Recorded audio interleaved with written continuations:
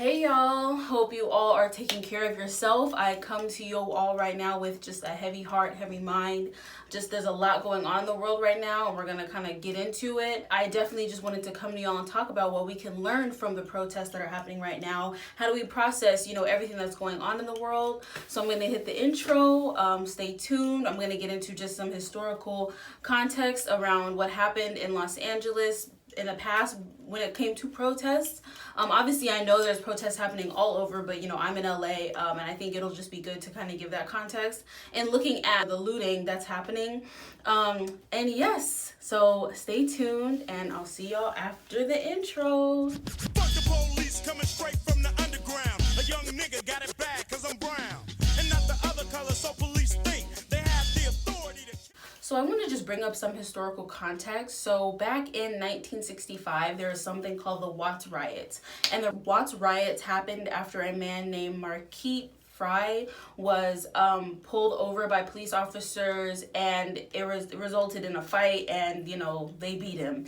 And there was also a pregnant woman who was also severely injured as well due to police officers. And obviously people are upset, and they got upset and burned buildings and things like that out of justified anger, out of just similarly to how we're feeling right now. And I think after this, the Watts community also and I also want to say that this was also the police officers doing. Police came and also continued to mess up these neighborhoods and things like that. So it was like a joint thing. But I think a lot of people after the Watts riots really kind of were like, okay, well, dang, like we're living here. And like there was a lot of businesses and a lot of homes and a lot of just the community was destroyed. And the similar thing happened in the LA riots, which was years later. So the LA riots are what people also call the LA uprisings, which I think has a better sound to it. It doesn't sound so negative because your form of protest, your form of activism is what it is. But after a man named Rodney King, I think we all are a little more familiar about this. A man named Rodney King was pulled out of his car by police officers and beaten down, and it was all caught on video, and none of the police officers faced any charges or anything like this, and this resulted in the LA uprisings. And again, we see people being upset, people being angry, like looting and burning down their local LA, black community businesses, and of course police officers coming in and destroying it as well. So I think a lot of people after, thinking about this historical context were like, okay, well, if we're going to do it again, if we're ever going to, have an uprising or anything like that again, we need to make sure that it's not our businesses that are being affected, because it's like we live here and, we don't want to put that on us. So what I will say is that, with the looting that's going on, what I feel like I see, yes, some black businesses are being affected, but overall, it's a lot of businesses that supported the police officers and the police systems or anything like that. A lot of the big corporations that are being affected and burned down and things like that and looted, I will say will be just fine. So I just wanted to bring that up because I think that's really important and significant about what's happening in the protests and like looting that's happening right now.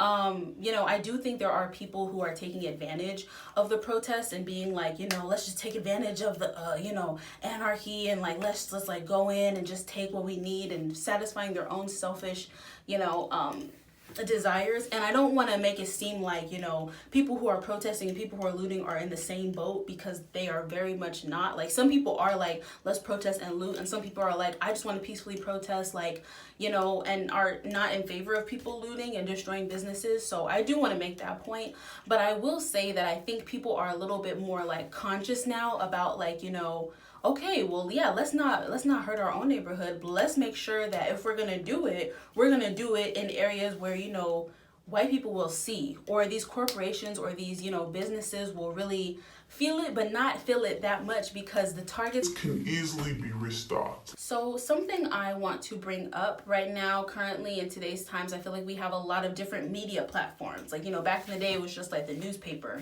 but now it's like we have the news, we have social media, we have obviously different platforms. And I just say, be careful as you're continuing to listen to the platforms, and just make sure you're getting a well-versed knowledge of what's going on in the world. I don't really watch the news, but as I've been home, my parents watch the news, and just seeing like the rhetoric. They gathered outside the Douglas County government building protesting peacefully for change. Of like some of the people who like speak on the news, I remember that I was watching it, and there was like a peaceful protest, and like the protesters were literally just standing there, and police officers were literally just standing in front of them, and it was just like, it was kind of still, like, maybe a little people moving, but it wasn't anything. But the news reporter was like, look, like the protesters are pushing up against the police. Do you all see it? Like the protesters are like, inciting violence. And I was literally just like, no, they're not. No, they're not. So I just think it's important to really like make sure we understand that people who are reporting the news, a lot of times, whatever biases they have, it's going to come out as they speak about the news. It is incredible to see in a unfortunate way. I can only hope that this person isn't stealing and that maybe they are an employee. But based on what I have seen tonight, I feel like if you have a family member who's like only watching the news or something like that, maybe if you see a tweet and you're like, yeah, like this is real, send them that. Because I feel like a lot of the stuff I've seen that's real has like unfortunately been from Twitter, which is a social media platform, and it's just like, but I mean, that's where a lot of the truth is. So for us who are at home with our family or whatever, or just people, like just make sure you're getting other understandings of what's happening in the world besides just the news. And if you're only on Twitter, maybe getting I don't know, other. I'm not saying the news is all bad. Like a lot of times I notice when they actually interview real people, then the real people really be like saying real stuff. So I'm like, okay, so all y'all need to do is just keep passing the mic, because I'm just like. My son looks at police as somebody who protect them, but one day I'm going to have to break his spirit and change his world and tell him that, baby, when you walk outside, they're not going to treat you the same. You got to walk a little differently. You got to stand up straight. If they stop you, put your hands on the dashboard. Don't look crazy. Don't look too fast. Don't move too fast. Don't speak without being spoken to. Keep your head straight. Yes, sir. No, sir. Don't move unless you ask to. But that's not the same for y'all. It's not nowhere near. My son is not your target. My son is not your enemy. I teach my son to be respectful. I teach my son how to treat people. And he knows how to treat people. At 6 years old, he'll tell you, yes, sir, no, sir, thank you. Excuse me, do you need help with that? But despite all that, despite everything good about my child, he's a black man, and that's all they see. And that scares them. And I want to also make the distinction that a lot of people who attended the protest, and these are black people, non-black people, friends of mine, literally said everything was peaceful, everything was chill, everything was like peaceful until the police showed up.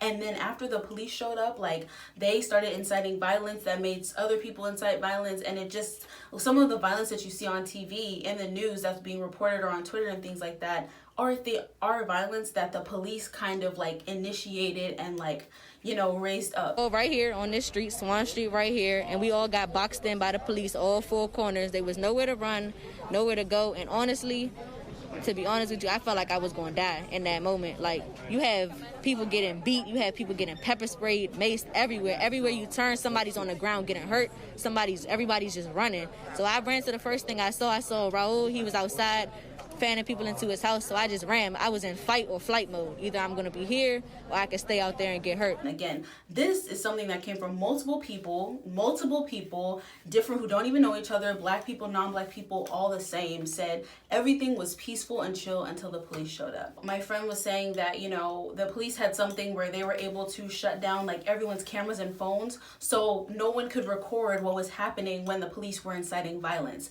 That's how real it is. That's how real it is. That's how deep it is. That's how real it is. So I just want to make that distinction that, and I'm not saying, not all whatever, but I think the truth should be known. I think the truth should be said, and that's the truth. Also, in terms of this conversation about social media and just like the things we see, I think that a lot of right now, like I was talking to a friend of mine, and they were just like, our parents heard about Emmett Till and like saw it in the newspaper, and maybe they went to the funeral if they live close by, maybe not, and like they knew about it, heard about it, but for the most part that might have been it.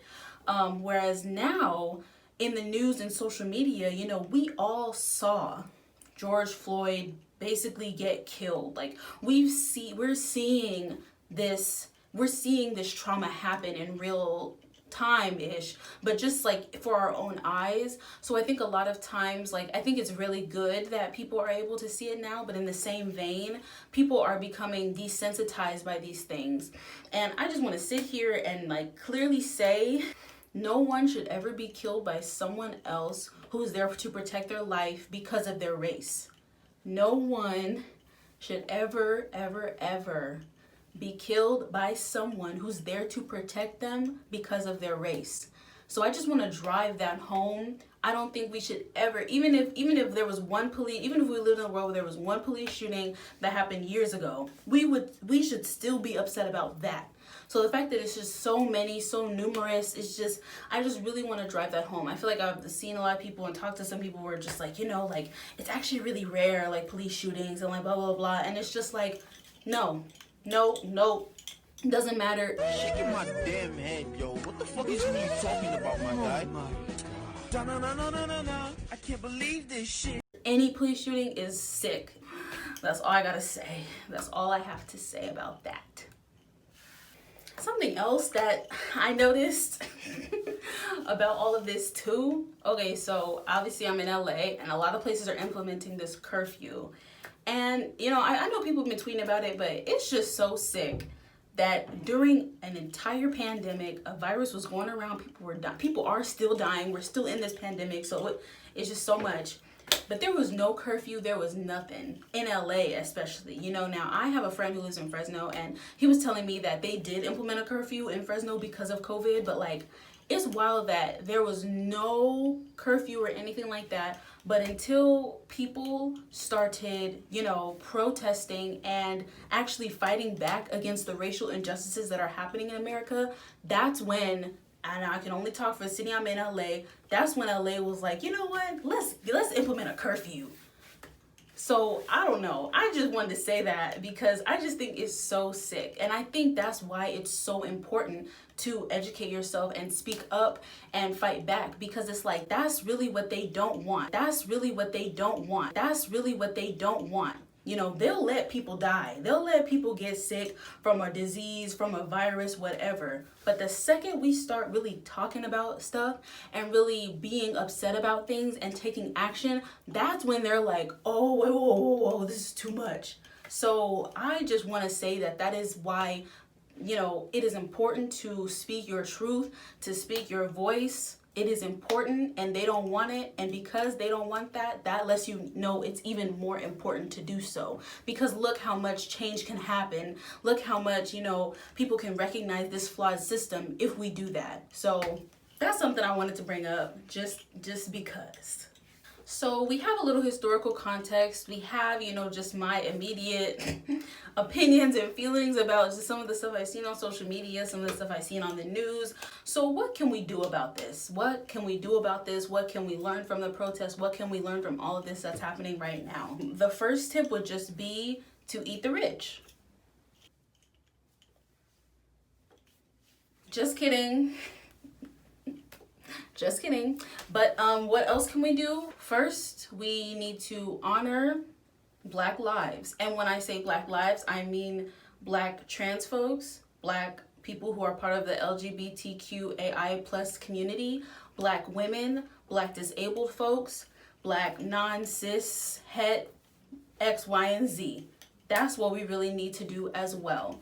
A lot of times, you know, patriarchy runs deep in, you know, American culture, in every culture, and even the Black community, and the dominance of masculinity. You know, I'm not trying to take away from, you know, George Floyd or, you know, any Black man who was killed by a police officer, but just as much as there, you know, Black men that are being killed, there's Black women being killed, beaten, abused. There's Black trans folks who are being beaten, killed, abused, X, Y, and Z, the list goes on. So I just want to make it clear that if you say you're trying to help Black Lives Matter, you are for the Black unity for Black whatever, then that means that when something happens and it's not to a Black male, that same energy that's happening right now is also happening. That, you know, the same, you know, posts, the same organizations you're donating to, the same, you know, concern and care you have needs to go for all Black life. So I think that's important to keep in mind. What else can we do? We can donate, we can protest, we can post, we can educate, we can organize. There's a lot of things that we can do right now, that we are doing, that people are doing. And I'd like to just encourage us all to continue to do and keep that same energy. Keep that same energy moving forward. This is a time for learning. This is a time for growth. You know, things like this should not just happen and then they just, okay, back, you know, we back. No, things like this need to happen so that change can continue to happen. I mean, things should have already been happening. Like, you know, I feel like what I also don't like is like people are like, all right, now I'm gonna, you know, and I feel like you should have always been like that. But here, you know what? Here we are now. Let's just keep it pushing and, you know, just continue, keep the same energy and just always be thinking about this. Because the thing is, like, there's for George Floyd, who, you know, was, you know, and Breonna Taylor, who I talked about in my last video, and Ahmaud Arbery, like for all these names that we are saying now and we are knowing of now, there's so many other names that we won't know. We don't know because maybe they weren't filmed. Maybe social media wasn't a thing back then. Maybe it was in a small town. Maybe it was covered up, X, Y, and Z. So I just say, you know, just know that this has always been happening and just don't let if this is going to be what ignites your change, all right, but just make sure, you know, we are acknowledging like these things unfortunately happen and we should be upset every time it happens. We should always be upset when something like this happens. Always, always, always. And what I will say is that one thing I feel like I have noticed is, for the most part, I feel like I haven't really especially personally known anyone who's kind of like, why are people protesting? Or like, this is kind of stupid. And I do feel like there's a lot of people right now who are like angry and outraged. And while, you know, anger isn't necessarily always a healthy emotion to hold on to forever, I do think that's good that people are outraged and upset, and I think that's powerful. And I think also, you know, what happened, and unfortunately kind of happened right now when we're in the midst of a pandemic, so people are home and people don't necessarily have to go to work and, you know, do these kinds of things, so they have the time to be out and protest. But, you know, in the future, if something like this happens, I just want to make sure we're also keeping that same energy and also continuing to think about the families and the victims. Always, always, always. Like, I feel like sometimes I'll just think like, how is Trayvon Martin's mom doing? Like, how is her mental health? How is, you know, Mike Brown's family? How is, you know, like, how are they? So I think it's just good to just continue to think about this. So those are some things you can continue to do. You have a voice, you have especially if you have a platform. Even if you don't have a platform, there's always something you can do. I will put some links to some of the organizations that I have been donating to under this video, so anyone who is interested, you know, can donate whatever they feel they can. One thing I want to end with, just a little positivity. Like, I love being Black. I just want to say that, like, I think it's an honor to be Black. I feel like it's an honor to, you know, wear this skin and this hair and just be who I am and come from Black love and just honor my Blackness.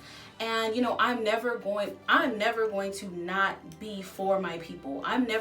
Personally, that's just me, I'm never going to switch it up. Like, I feel like a lot of times, like, people can be influenced or whatever, and I just say, like, now more than ever, but just always, like, just really be for your people. Like, whether you're Black, Latinx, like, whatever. Like, acknowledge, you know, the wrongdoings, acknowledge, you know, maybe the traumas that happen, but, like, you know, be here for your people. And I just want to say, I'm here for Black people. I'm here for Black growth, Black children, Black women, Black men, Black love. Like, I just want to say that that's so important, you know, maybe because I learn about it and I learn about the histories, like, in my master's program. I feel like I just really see the importance of just, like, knowing the truth and educating yourself, and, you know, just taking care of, you know, your fellow people. Black knowledge is Black power. Black knowledge is Black power. Black beauty, everything, you know, African folks, Black Americans, you know, everyone within the diaspora, Caribbean folks. Like, I just think we are all beautiful. We are all deserving of life.